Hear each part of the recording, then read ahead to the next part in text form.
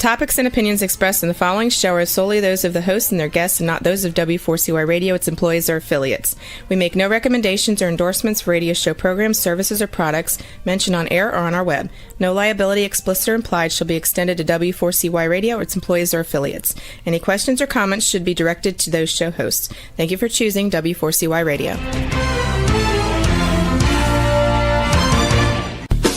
Welcome to the Ask the Expert Show on W4CY Radio and Talk4 TV, where we bring you educational information from experts on such topics as legal, health, financial, and home improvement. Now sit back and listen to our experts in community association law, estate planning law, tax relief, Medicare, public insurance adjusters, neuropathy treatment, business brokers, and personal injury law, along with many other topics. Now here's your host for the last 17 years, Steve O. Morning, Florida. Welcome to another Ask the Expert show where for the last, pretty soon it's going to be 18 years. For the last 17 years, we have brought you the finest experts in the field of legal, health, financial, and home improvement. Speaking of a long time, our expert this morning he's been with us back from the radio days when we were on about 30 radio stations across the country. And we've been doing our show probably about 5 years now. And one of the things you don't know with radio is how many people are actually listening to, because, a lot of people, they don't like what they hear. They just turn to another station. We have come so far. I just want to tell our great expert, Ray Ferrara with Provise. We just started the show, and I'm looking at TikTok, and we're already over 1,100 likes already, and we haven't even started the show. We were never able to do that with just radio. Good morning, Ray Ferrara. Steve, good morning, and congratulations on 17, almost 18 years, if I heard you correctly. Yes. Provise is celebrating its 40th year this month. Amazing. And, we have moved to new offices in the Clearwater area.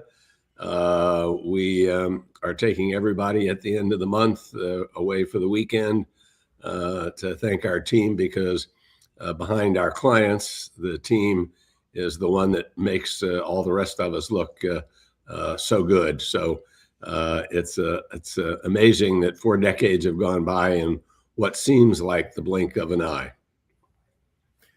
Ray, this is really strange. I thought about you last night when I was watching a movie. The movie was called Air. I don't know if you saw the movie, but it was a story behind Nike and how they got Michael Jordan. And it was, if you get a chance, you should watch it if you haven't seen it. It was a true story of how Nike, who I didn't ever remember, they at one time were so low on the totem pole.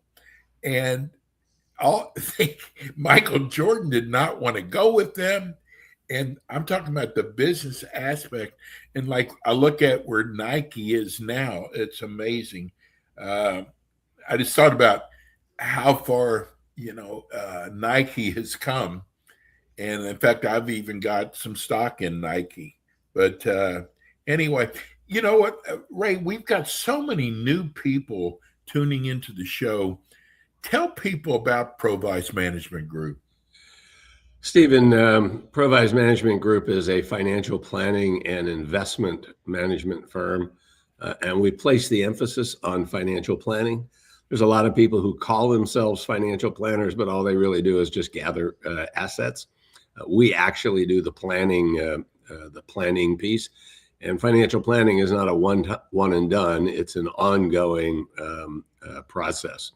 Having said that, we are managing about $2.1 billion on behalf of our 1,200 or so clients, scattered over 30 states. And we have offices in Clearwater, Florida, as I mentioned, brand new office matter of fact, first day there, is today. That's how new it is.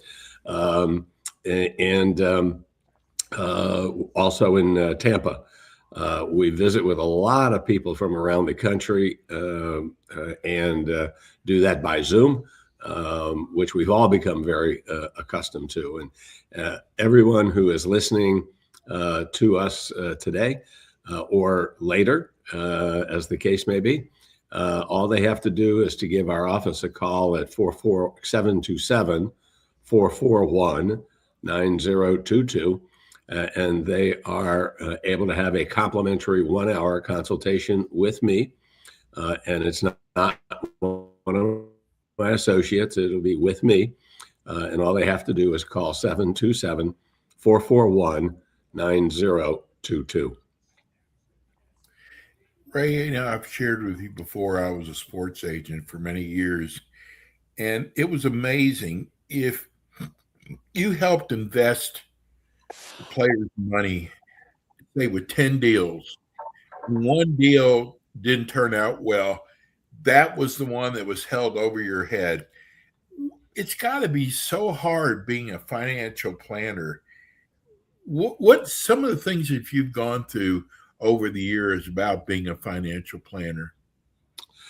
Well, Stephen, I will assure you that when we pick investments, that our track record overall is quite outstanding, and very proud of the record that we have produced on behalf of our clients. That said, we haven't been right every time, and you're right. Sometimes people remember the one stock that we bought that went down 20%, and not the fact that their portfolio went up some amount overall that increased their wealth.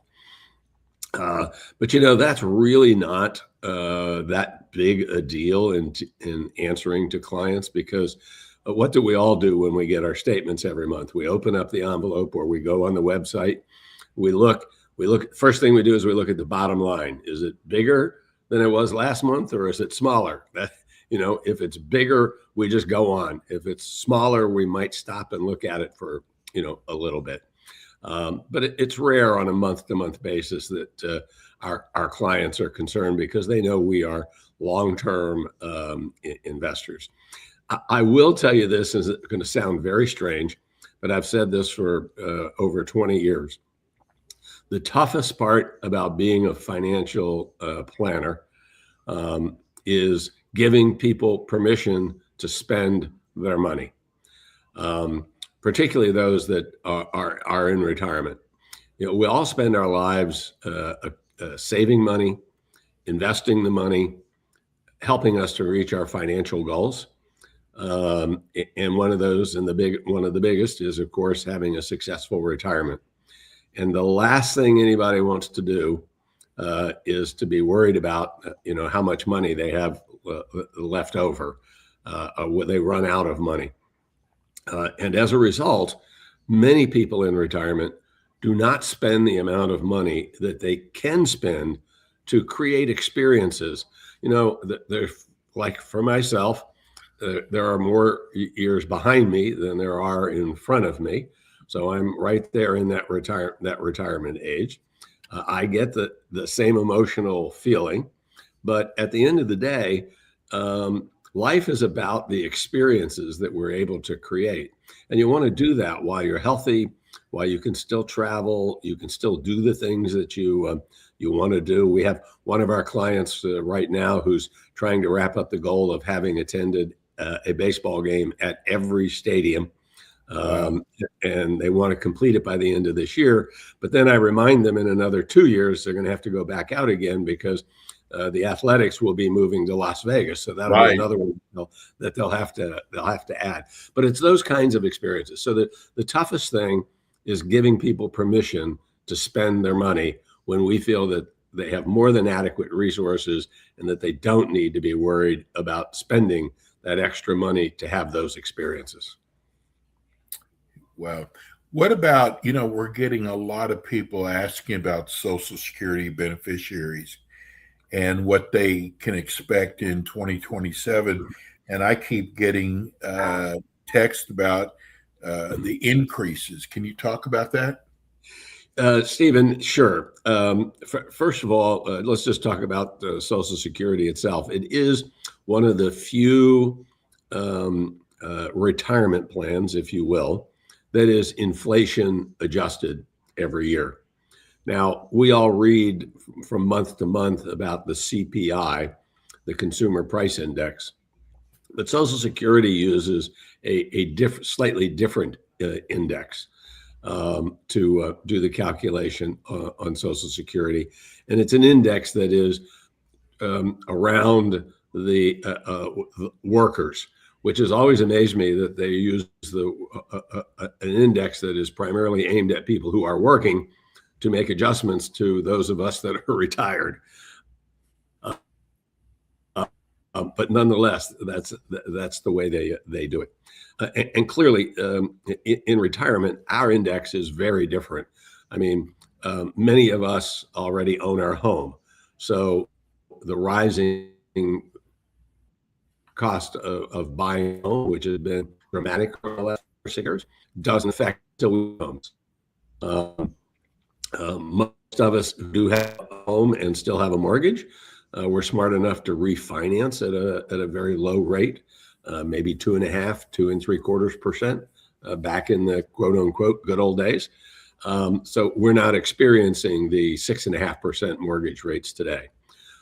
On the other side, however, our medical expenses are greater as we age. And in fact, recently wrote a report that indicated that over a lifetime, a married couple is going to need almost $400,000 to pay for all of their medical coverage in retirement.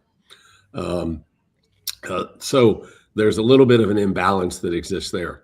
Now, the final number will not come out until October, and it is the average of the inflation number over the previous 12 months. In the last 2 or 3 months, or particularly the last 2 months, inflation has been lower than it was before. And so we have watched the percentage drop dramatically back in the late spring, early summer. We were expecting something like 4.1, 4.2% increase, which seemed fairly reasonable given where we are with inflation today. But the most recent estimates now have us somewhere between 3.4 and 3.6%. And based on what is happening now in August, at least so far, I'm going to guess that number is going to slip by the time we get to October. Excuse me. That is going to be somewhere around 3.3% increase for next year. Once we know what that final number is, we'll be sure to let our listeners know. But I would anticipate something between 3.25 to 3.5, and we'll kind of peg it at 3.3, and we'll see how good that foggy, cracked crystal ball really is, Stephen. You know, I got to tell you that one of the things I'm seeing I don't like about AI is you never know what's really real. What if AI, because I'm seeing reports about, I know the market's setting all-time highs, but I keep seeing things about there could be a crash. So I wanted to ask you, what are your thoughts about, these reports that there could be a crash? Having been in the business now for 5.5 decades, I have seen my share of crashes, whether it was the 70s with the double-digit inflation, whether it was the 80s when the market fell 20% in a day, whether it was the collapse of capital management back in the 90s, or the dot-com bust, or the financial crisis, most recently 2008, 2009. So those were crashes. And I can firmly say without any unequivocation that there will be another crash in the stock market. I have no clue when that's going to occur. I have no idea what will cause it to occur. But what I can say with a high degree of confidence, that given what we know today from an economic standpoint, and recognizing that it's always what we don't know that always comes back to bite us. But given where we are economically today, it is not likely for us to see a crash anytime between now and the end of next year. On an economic basis, clearly, if there were some use of nuclear weapons in the war in Iran, or the war in Ukraine with Russia, or North Korea does something crazy, or Russia or China do something like China invading Taiwan, that's a whole different matter. Those kind of events we can't put into the equation. But from an economic standpoint, it's very hard to see the market crash. Can we see several corrections over the next 16 months? Yes, I think that's possible. And a correction is when the market goes down more than 10%, but not down 20%, which is officially the mark for a bear market. Now, a crash means you're going to see the market go down 35 to 50%. Those are crashes. And we did see that, again, most recently in 2008, 2009. And that will happen again at some point in the future, but it's not something that we see that is imminent at the moment based on economics, but not world events. We just got a text. Says, I am getting ready to buy some life insurance, and I've had several people present me with ideas about both whole life and term life. I'm 32 years old, married with one child and another on the way. Can you please point me in the right direction? Well, golly, thank you for all that additional information. That helps a lot in answering your question. But certainly by Stephen, your standard and mine, he's a really young man at age 32. It is important to get life insurance at that age. First of all, let me suggest to you that there are three reasons, in my opinion, to buy life insurance. The first is to replace income from the person that would have passed away that was providing income to the family. Clearly, you find yourself in that situation, so you need to have life insurance to replace that income. Secondly, you need it to pay down any debts that you have, or to pay for any future expenses that are known, let's say like a college education for your young child. And then lastly, to pay estate taxes, which as a married couple could be up to $30 million, $15 million for each person in today's world. Probably not an issue for you at your young age. So you have to be thinking about buying enough to replace some income for some period of time, and enough to pay down the debts that are there or some future expenses. So I want to be careful. Everybody knows I hate rules of thumb. I wish we could cut our thumbs off so we couldn't have rules of thumb. But let me take just some examples. I would say at a minimum, you should have at least 5 times your current income in insurance. So if you're making $100,000 a year, at a minimum, you need $500,000. If you have a mortgage, and let's say that mortgage today is $600,000, it's fine to add another $600,000 on top of that. And since you're looking at funding a college education and the child is relatively young, maybe you need another $100,000 or $150,000 deposited one time that could grow over the remaining lifetime and help pay for that college education. So when you add all of that up, 500 plus, let's say 600, that's 1.1. And then you come up with 100,000 for that college education.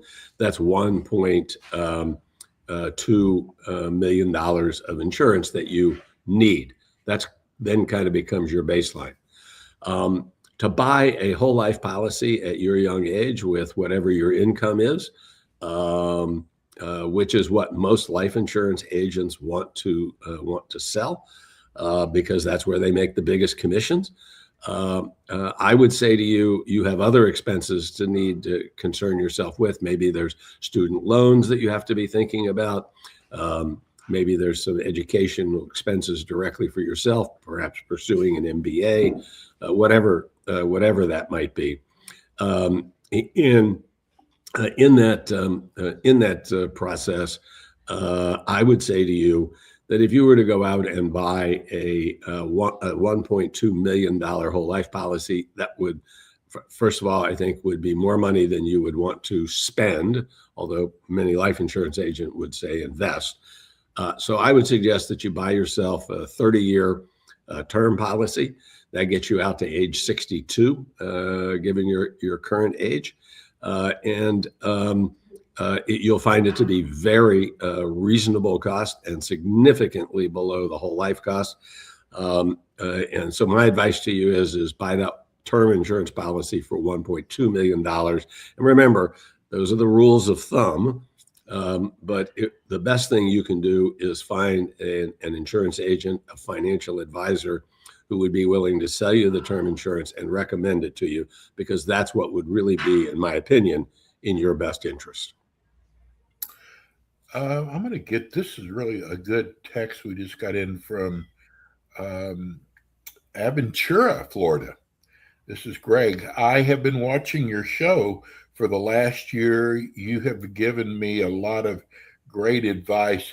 Could you tell me what is the difference between your companies and other companies like yours?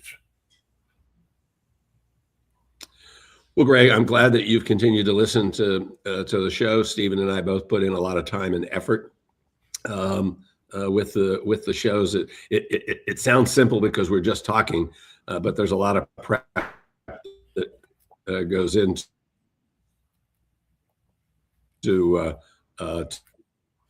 the quote wisdom that might come from the an answer to your question. I would tell you that the defining feature between us and other firms is what I mentioned right at the beginning of this show, and that is that we are a financial planning firm. We believe strongly that you increase the odds of your financial success with a plan rather than one without it. Think about building a house. Would you build a house without a set of drawings? No. Would a lawyer go into court without a plan to defend you? No. Would a doctor operate on you without a plan? No. Can they be successful in all of those situations without a plan? Yes, but the odds are dramatically increased with a plan. And so we strongly believe in the financial planning aspect of what we do. We are not just asset gatherers. We do the planning first, and we do it on a continuing basis. And that's part of the reason why the tagline for our company is financial planning for your life and your lifestyle. Financial planning is a continuous process. It's not a one and done.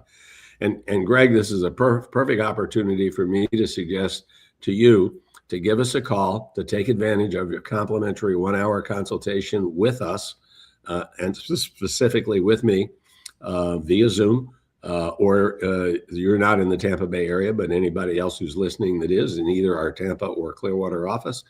And all they have to do is give us a call at 727-441-9022. That's 727-441-9022. And we'll be happy to visit with you and see if you might not become a part of our family. Ray, we so appreciate you. Ray's with us the first and third Monday of every month at 9 a.m. Eastern time. Hey, Ray, we'll see you next month. See you later, Stephen, and take care. Have a great Labor Day weekend. You too, buddy. Thank you. Thanks. Bye-bye. We're going to go to a break. When we come back, we have more with Ask the Experts. Thanks for tuning in today to the Ask the Expert show on W4CY Radio and Talk4 TV. Tune in next week and every week to hear more from our experts on personal injury, insurance, air condition repairs, estate planning, Medicare, and many other topics in the areas of legal, health, financial, and home improvement. See you next week.